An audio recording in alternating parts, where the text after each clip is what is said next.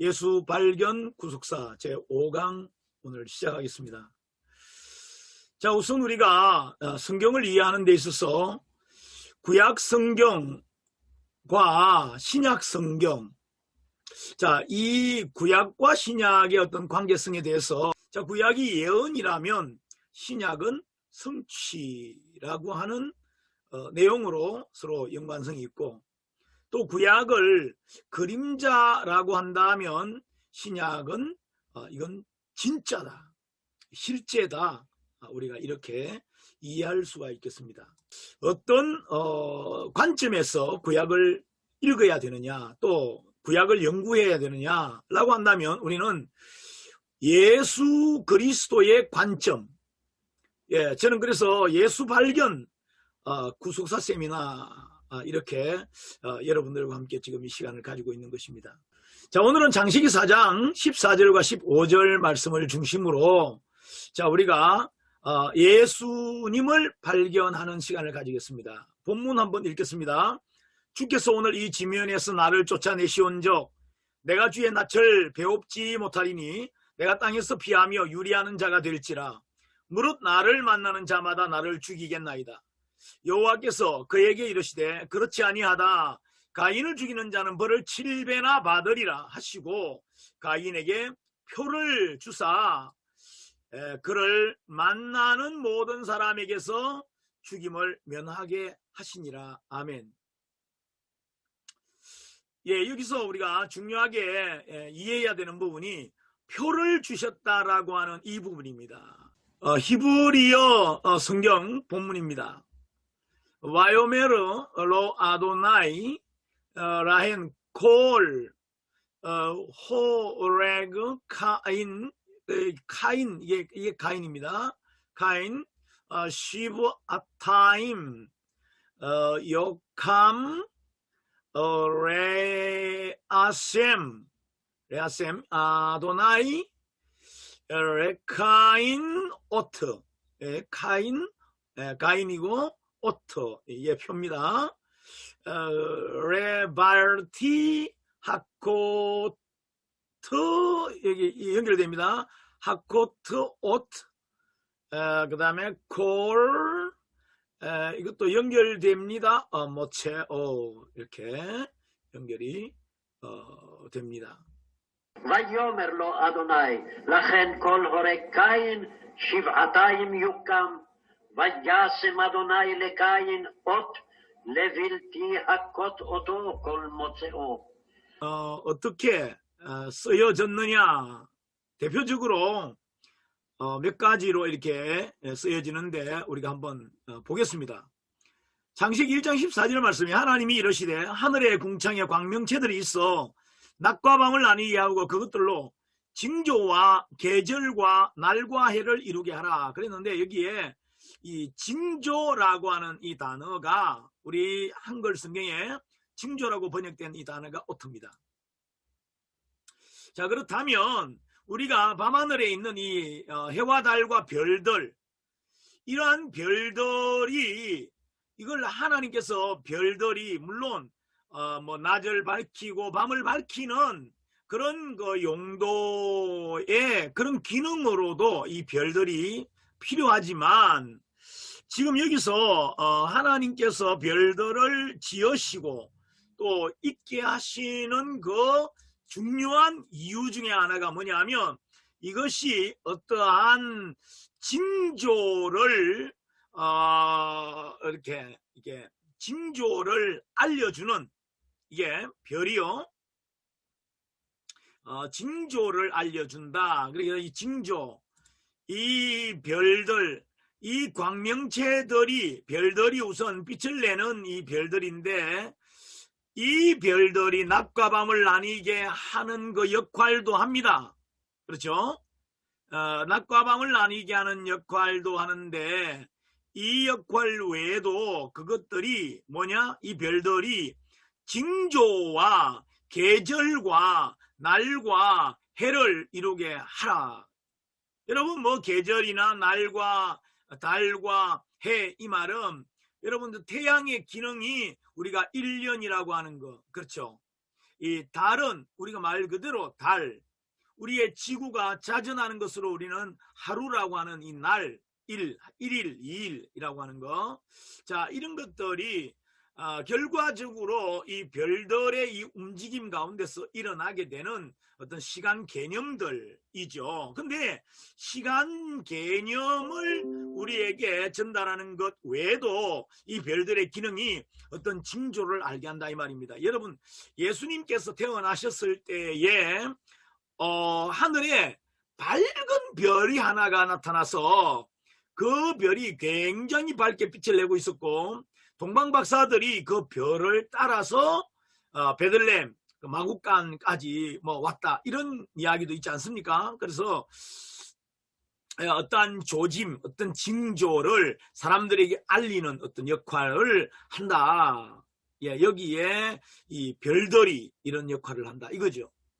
자, 그 다음에요, 창세기 17장 10절로 11절에도 이 표, 아까 오트라고 하는 단어가 나오는데, 너희 중 남자는 다 할례를 받으라. 이것이 나와 너희와 너희 후손 사이에 지킬 내 언약이니라. 너희는 포피를 배워라. 이것이 나와 너희 사이에 언약의 표징이니라. 여기 보면 표징이라고 나와 있습니다. 이 오트라고 하는 단어가 아까 제가 가인에게 표를 주사 그랬죠.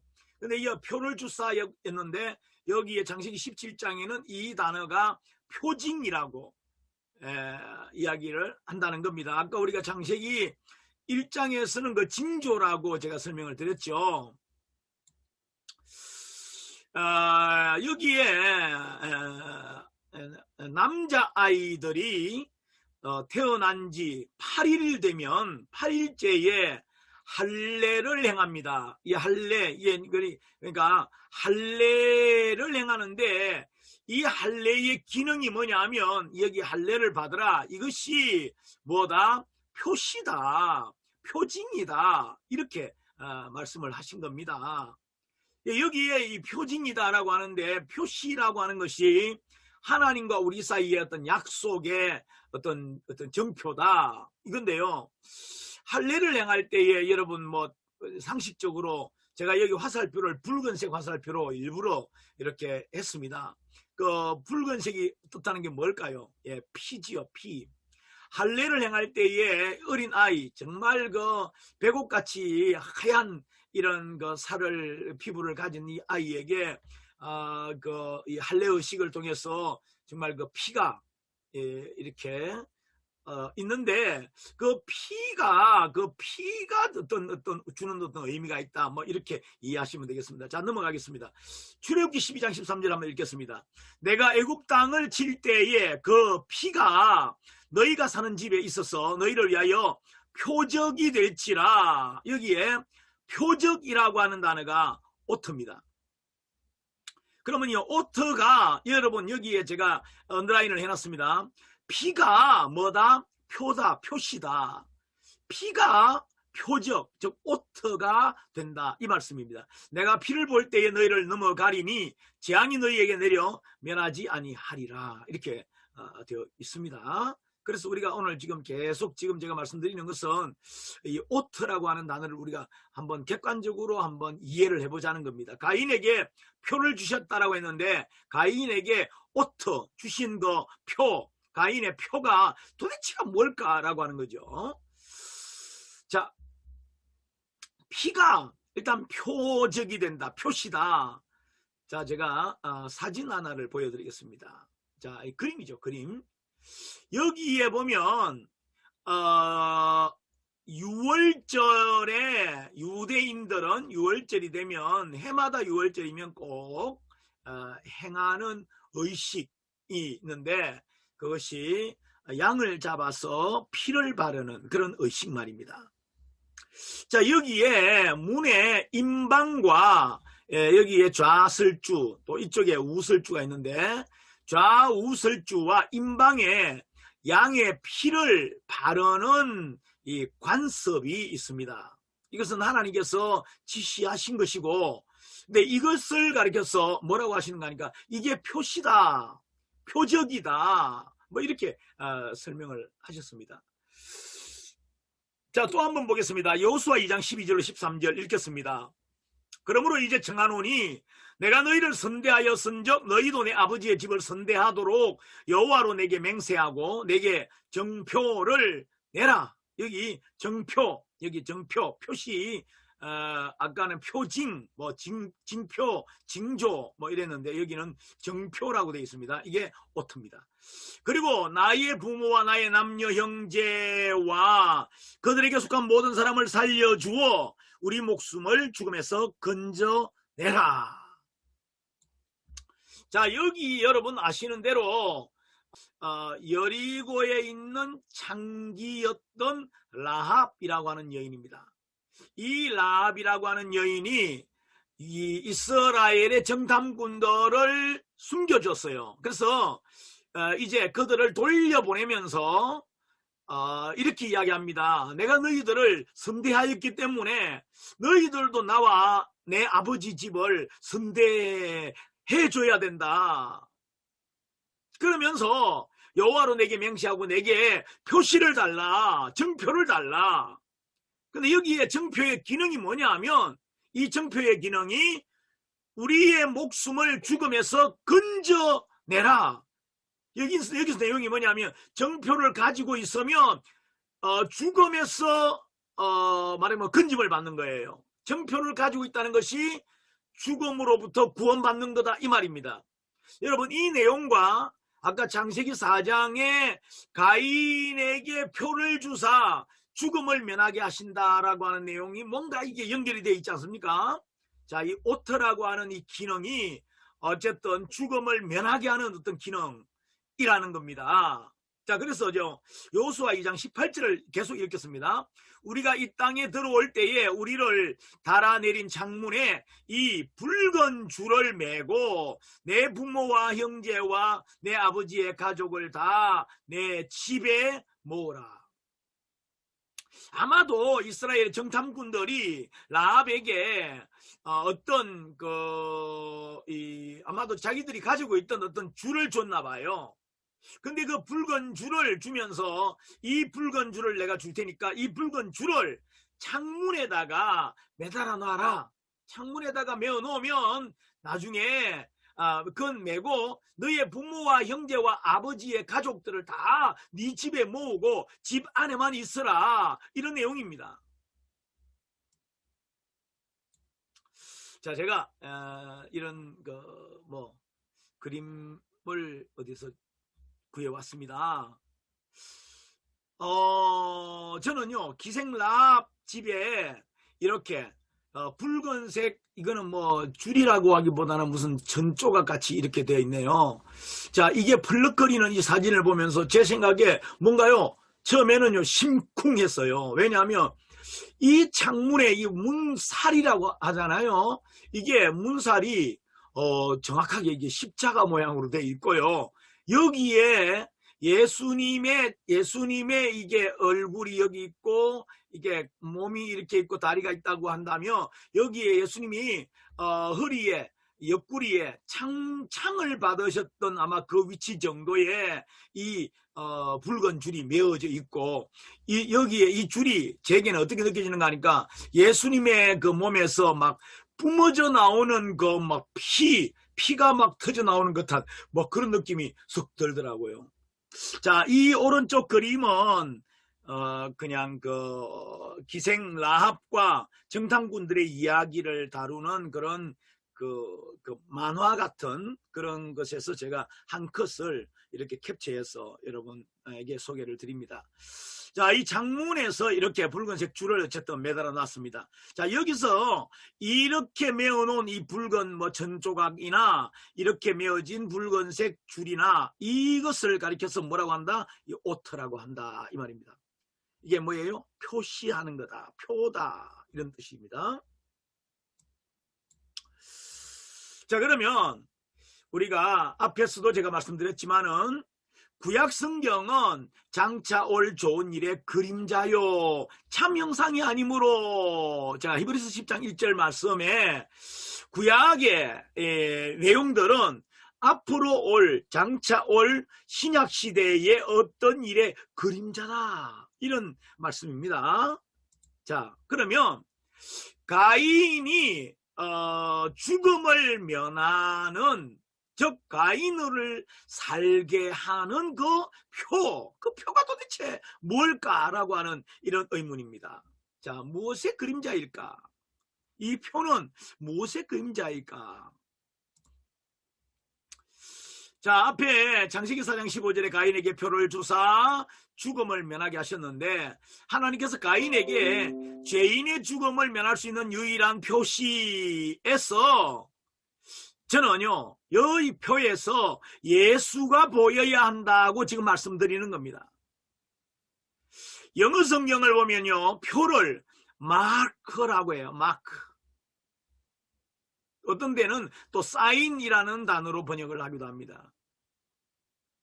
여기에 가인에게 표를 주셨다라고 하는 창세기 4장 15절 말씀에 Then the Lord put a mark on Cain 이렇게 돼 있어요.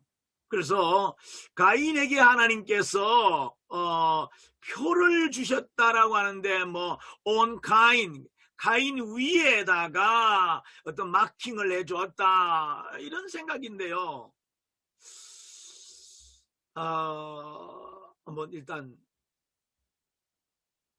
진도가 또 한번 진도를 계속 한번 나가보겠습니다. 자, 우리가 여기서 우선 가인의 입장에서 동생 아벨을 죽이고 난 뒤에 하나님 앞에서 가인이 하는 말이 무엇이었습니까? 사람들이 나를 만나면 내가 죽을 것 같습니다.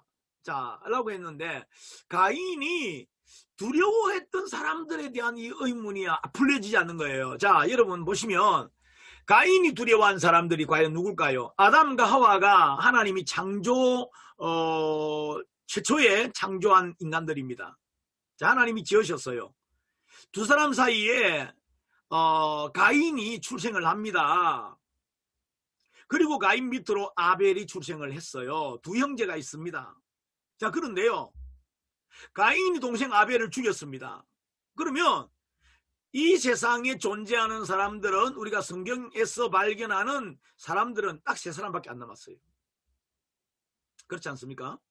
자, 그런데 3사람밖에 안 남았는데 가인이 과연 누구를 두려워하느냐라고 하는 의문이 생기는 거죠.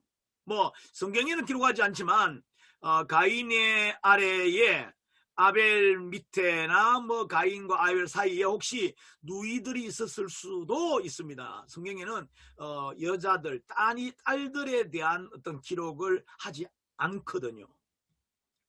그리고 제가 생각하기로는 천사들도 그 당시에 우리가 눈에 볼 수 있도록 이렇게 사람의 모습으로 천사들이 아마 가인 주변에 이렇게 그냥 존재했을 수도 있겠다라고 하는 그런 생각을 해봤어요. 왜 그런가 하니까 창세기 18장을 보면 아브라함이 장막문 앞에 있을 때에 3사람이 지나갑니다. 그 3사람을, 그 중에 분명히 한 분은 여호와 하나님이셨고 그 나머지 2사람이 결국은 어디로 가는가 하니까 소돔과 고모라로 들어가잖아요. 그러면 소돔과 고모라로 들어갔는데 그 2사람을 사람이라고도 하고 천사라고도 하고 뭐 이렇게 표현하더라고요.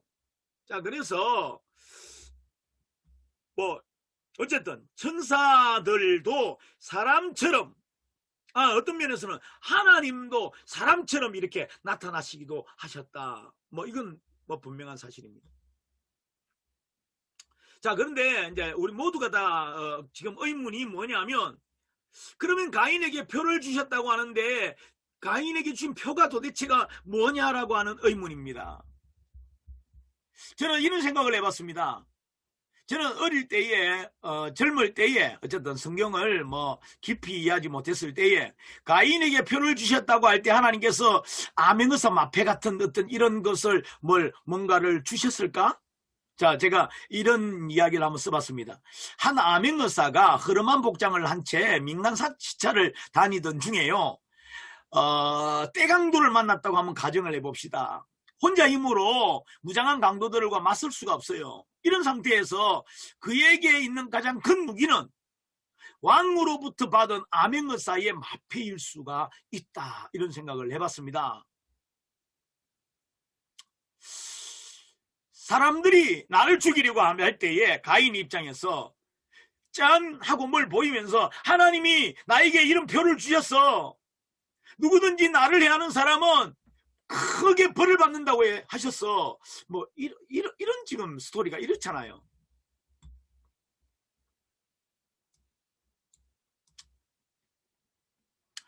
성경에서 죽음을 면하는 어떤 기능, 죽음을 면할 때에 어떻게 했느냐, 죽음을 피할 수 있는 방법이 뭐냐, 뭐 이런 부분을 한번 우리가 출애굽기를 배경으로 한번 이해를 해보겠습니다. 자, 출애굽을 앞두고 하나님께서는 애굽에 살고 있는 모든 유대인들에게 양을 잡아 그 피를 문의 임방과 좌우 설주에 바르라고 명령하셨습니다. 누구든지 피가 발라진 집 안에만 있으면 죽음을 면한다고 하셨습니다. 실제로 피를 바르지 않은 집들은 유대인이건 애굽 사람이건 간에 그날 밤 장자들이 죽임을 당하게 되었던 것이죠.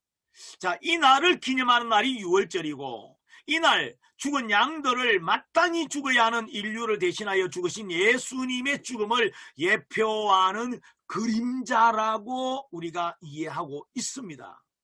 지금도 예수님을 6월절 어린 양이라고 우리가 또 찬송도 부르고 그렇게 또 이해도 하고 있습니다.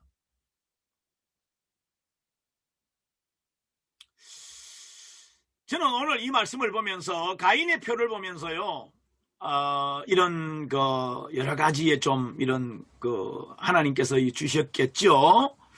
자, 여러분, 여기에 인도, 파키스탄, 스리랑카, 방글라데시, 네팔 등의 남자나 여자들의 미간에 이 붉은 이 점을 찍습니다. 이 점을 뭐 띠까라고도 하고 뽀뚜라고도 하고 틸라카라고도 하고 신두르라고도 하는데 가장 많이 아마 알려진 단어가 이 빈디라고 하는 단어일 것입니다. 빈디. 예, 여기에 이 눈썹과 눈썹 사이에 미간에다가 이것을 찍습니다.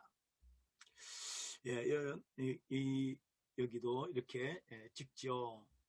자, 그렇다면 이 점이 가지는 의미가 있는데요. 이게 왜 찍느냐라고 하니까 행운을 가져다 준다, 또 축복이 온다, 또는 장수하게 된다라고 하는 의미를 가지는 것이었어요.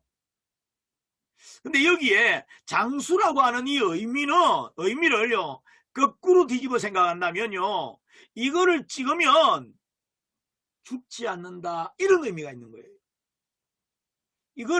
이거를 찍고 있으면은, 붉은색 점을 찍고 있으면 죽지 않는다, 이런 의미가, 그러니까 오래 산다, 이런 의미가 있는 거예요.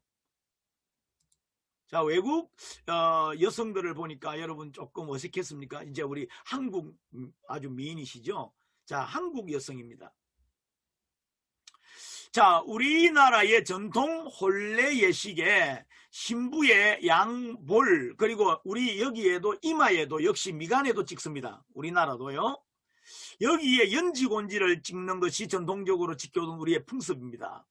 근데 신부들의 이 양볼과 이 이마에 찍던 이 원래적인 의미가 뭐냐 하면, 죽음을 가져오는 귀신들을 물리치고 장수의 복을 기원하는 의미가 담겨 있다는 겁니다. 이거는 제가 지어낸 이야기가 아니고요. 여러분들이 이것에 대한 어떤 전래된 배경이나 이런 학술적인 자료들을 여러분들이 찾아보시면은 제 이야기에 공감하실 것입니다.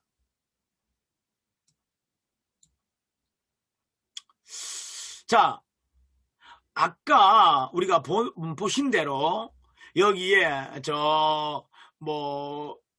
우리나라 외에 다른 나라들에게도 오랫동안 전통적으로 어쨌든 이렇게 흘러온, 전래되어 온 그들의 그 풍습이나 어떤 문화, 그 속에 붉은 점을 찍는 것이, 이것이 우리 표현으로 말하면 액을 물리치고 화를 물리치고 말하자면은 죽음을 또 죽음의 사자가 오는 것을 막고, 그래서 내가 죽지 않고 오래 생존할 수 있다라고 하는 어떤 의미가 우리나라뿐만 아니라 여러 다른 나라들에게도 이런 풍습이 있더라는 것이고요.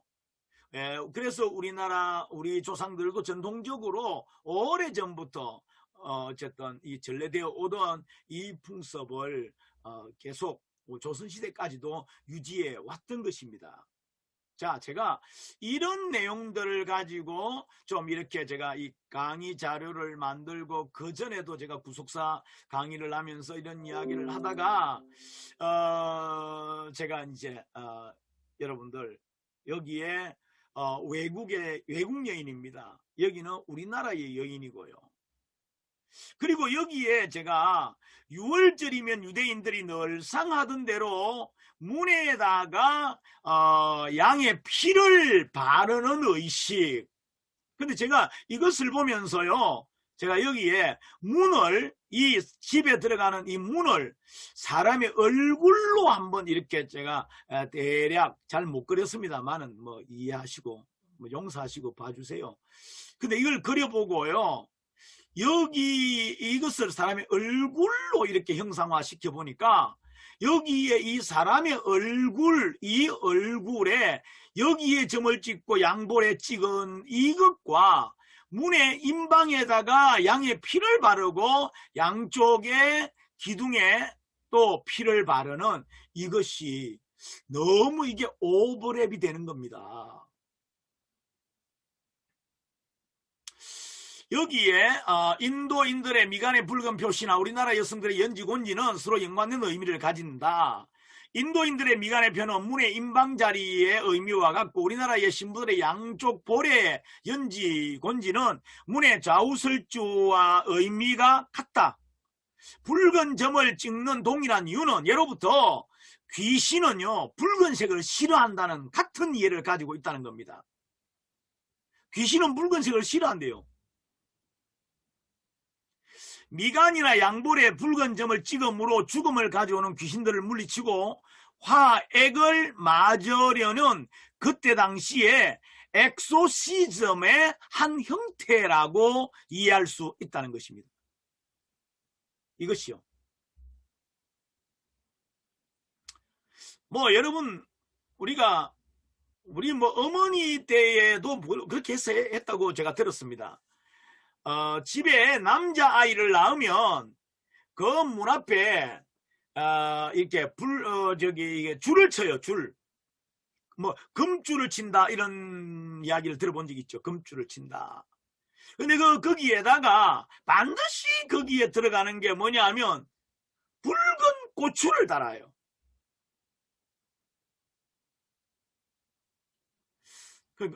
왜 이렇게 줄을 치느냐라고 하니까, 제가 어릴 때 들었던 기억이, 이렇게 해놓으면 귀신이 이 집에 아이를 낳았으니까, 아이를 낳으면 이제 건강하게 자라야 되는데, 귀신이 와서 아이를 죽이려고 할 때에 이걸 금줄을 쳐놓아야 귀신이 들어오지 못한다는 거예요. 여러분, 이것과 6월절에 여러분 과거에 이스라엘 백성들의 출애굽을 앞두고 여러분 결국은 그때는 귀신이 아니라 하나님이 보낸 천사여서, 사실은 죽음을 가져오는 천사. 근데 그 천사라도 양의 피를 바른 집은 넘어가는 겁니다. 들어오지 못하는 거예요. 지나가는 거예요. 그래서 패스오버, 그래서 6월절이다. 이렇게 6월절의 절기가 시작이 된 겁니다.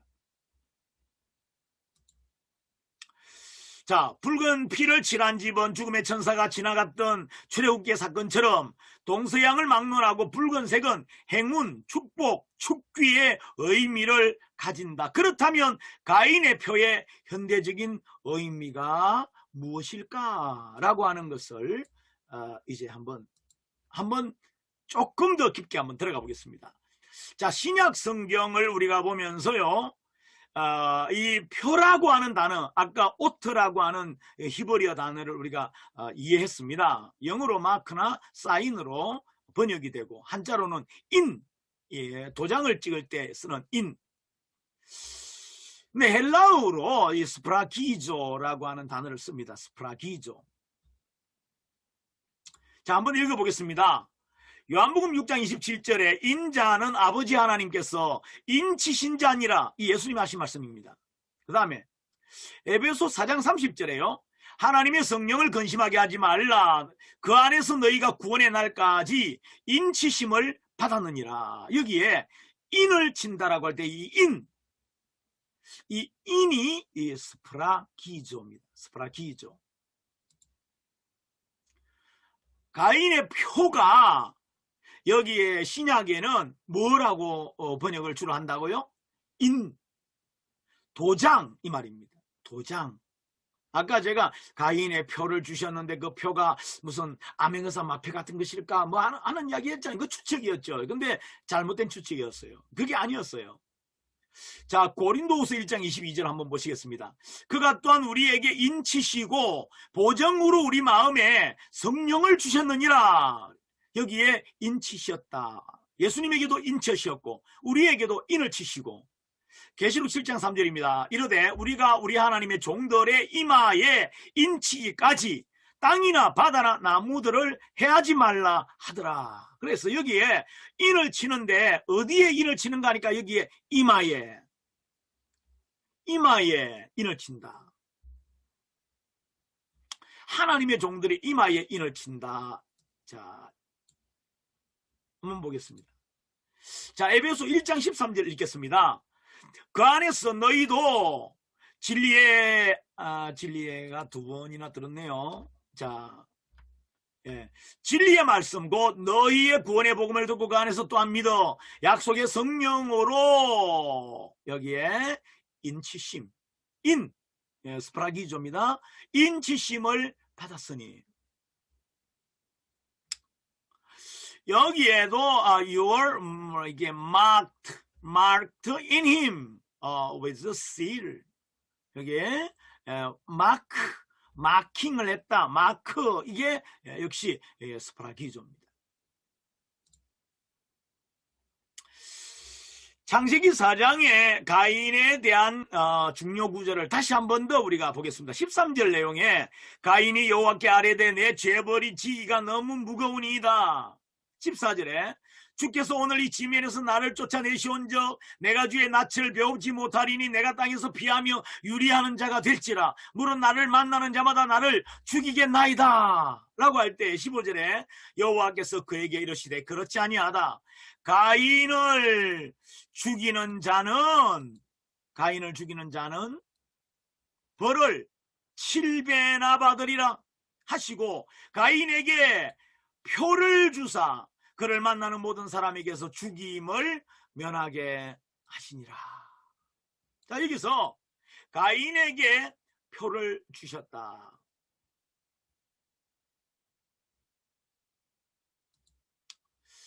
자, 우리가 구약은 그림자 또는 신약은 실제라는 말씀을 제가 처음 시간에 설명을 했습니다.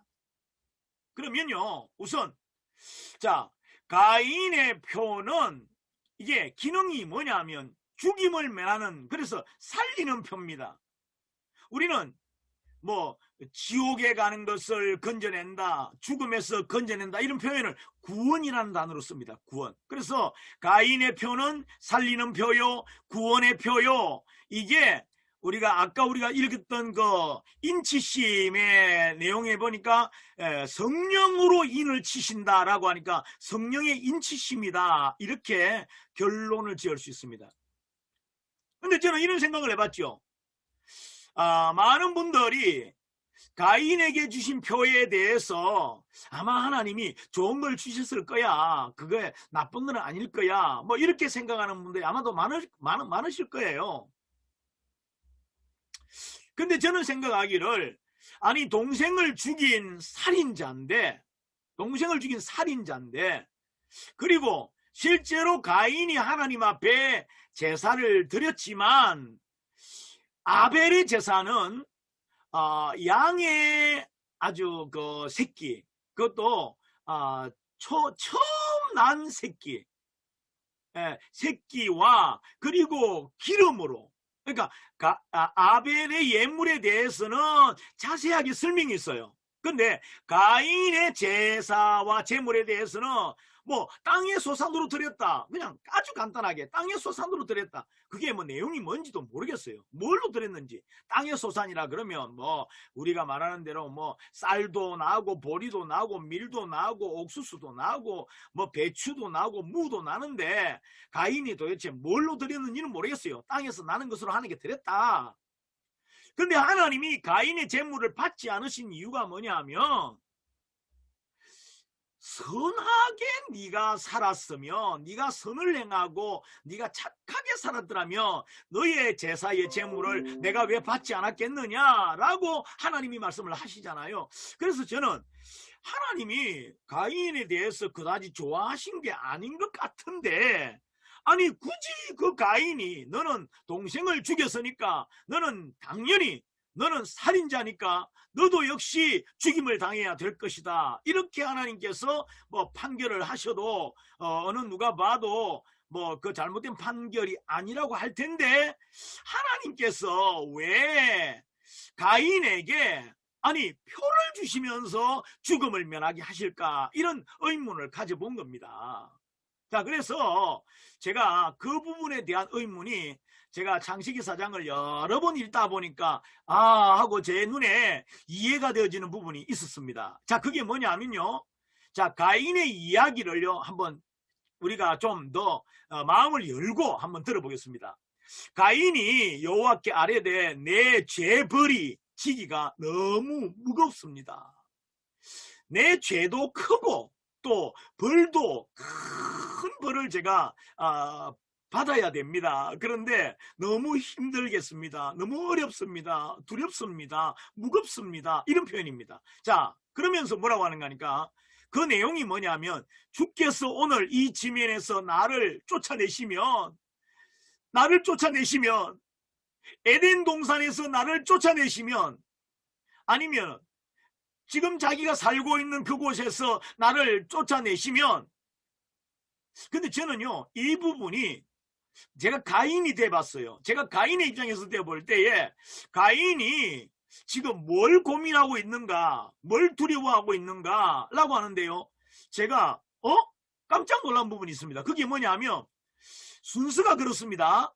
자기가 사람들을 만나서 죽임을 당할까, 나 죽을 것 같아요, 나 무서워요, 이게 아니라, 여기 내용을 자세하게 보면요, 내가 주의 낯을 배웁지 못하리니,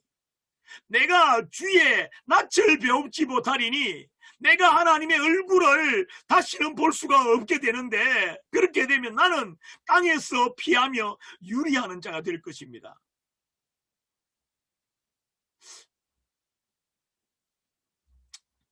여러분, 저는 잠언 말씀에 이런 말씀 있죠. 율법이 없으면 하나님의 백성이요, 하나님의 말씀이 없으면요 방자이행하게 되느니라는 말씀 말입니다. 방자이행하게. 하나님의 말씀을 내가 듣지 않으면, 하나님의 말씀을 듣지 못하면 우리는 말 그대로 허랑방탕하게 되고 우왕좌왕하게 되고, 우리의 인생이요 제각각 그냥 말 그대로 엉망이 되어버린다는 이야기입니다. 근데 가인도요 심정적으로 지금 그런 마음의 위기감을 느낀 것 같아요. 하나님 나를 쫓아내시며, 나는 내가 하나님을 다시는 배우지 못하며, 내가 하나님을 만나지 못한다면 나는 땅에서 여기저기로 나는 방랑하는 자가 될 것입니다. 도돌이가 될 것입니다. 그리고 나서 두 번째의 고민이 뭐냐면, 아마도 나를 만나는 자마다 아마도 누가 나를 만나게 되면, 여러분 여기서 나를 만나는 자마다 라고 하는 만나는 자 중에는 사람이 될 수도 있고 아니면 짐승들이 될 수도 있고, 아까 제가 설명드린 대로 천사들이, 사람의 모습으로 다니고 있는 천사들이 될 수도 있겠다는 생각을 해봤어요. 자, 가인의 고민 중에서요 1순위의 고민이 뭐였는가 하면 하나님의 얼굴을 다시는 배울 수가 없습니다. 나를 쫓아내지 마십시오. 저는 시편에서 다윗이 시편 51편에 보면은요, 주의 성령을 내게서 거두지 마옵소서.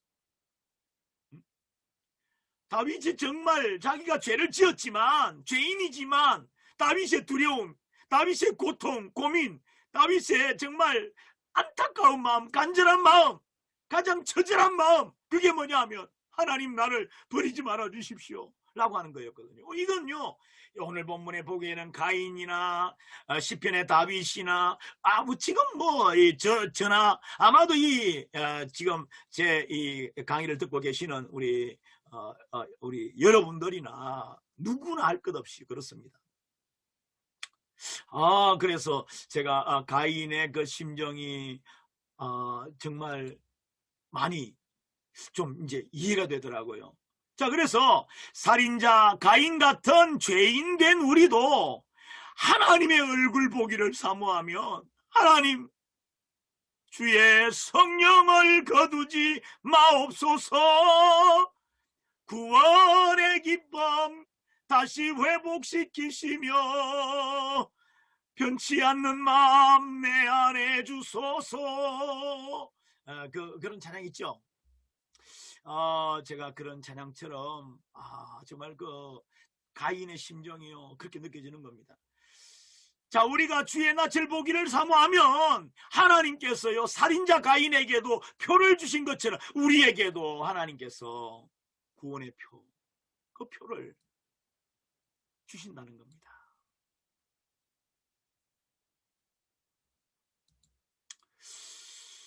그래서 오늘 저는요 가인에게 표를 주신 이 오트라 스프라기조라고 하는 이 헬라어 단어나 오트라고 하는 히브리어 단어나, 여러분 우리가 인치심, 여러분 인치심이라고 하는, 우리가 인치심이라고 하는 거, 인류 역사 전체로 보면 여러분 하나님께서 인류를 향하여 인을 치시는, 하나님께서 온 세상을 향하여 인을 치시는 그 광경. 근데 그 인의 내용이 뭐냐면요 붉은색이어야 되고 피여야 됩니다.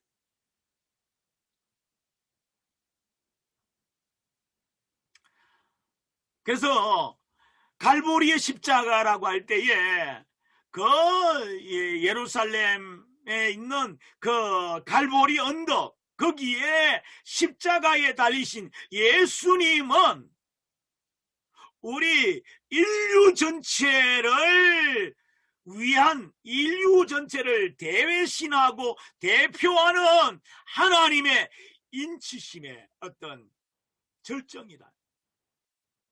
예수님의 붉은 피가 온 머리에서부터 온몸을 흘러내리고 창에 맞아서 예수님의 심장이 터지고 예수님의 그 상처들로부터 피가 흘러내리는 피가 온 땅을 적시고 땅바닥에 그 십자가의 그 나무 기둥을 타고 흘러내리고 예수님의 두 발끝을 통해서 또 땅바닥으로 뚝뚝뚝 떨어져 내리는 그 피, 여러분 도장을 찍으려면 도장 인주가 있어야 됩니다. 도장밥이 있어야 됩니다.